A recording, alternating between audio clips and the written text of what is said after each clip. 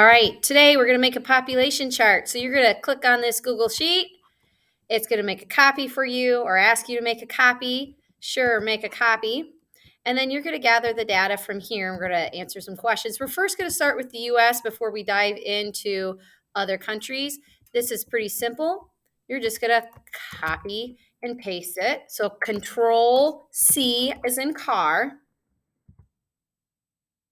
Control V is in van. And so there you've got your chart. Now the next step is you've got to manipulate the data just a little bit. And so we have to make this whole side, this has to be negative, even though we know it's not negative. But for this to come out right, you have to put negative signs on that. So now I'm going to put negative signs on all this. I'd like you to do the same thing. All right, I have taken the time. I have put negative signs in. So next it's time to make our chart. Super easy. You will highlight all of this. You will go to Insert, Chart right here. Now this isn't the chart we want. That doesn't look like a population pyramid. You're going to change it. I'll try there. You're going to change it to male and female.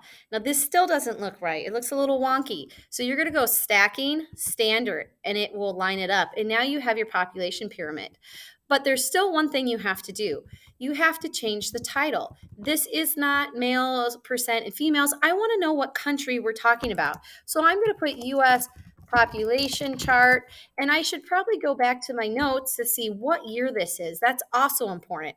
And I think this might be US population, let's check it out, 2016. So I then would put 2016. So that's how you do this, US population chart, 2016.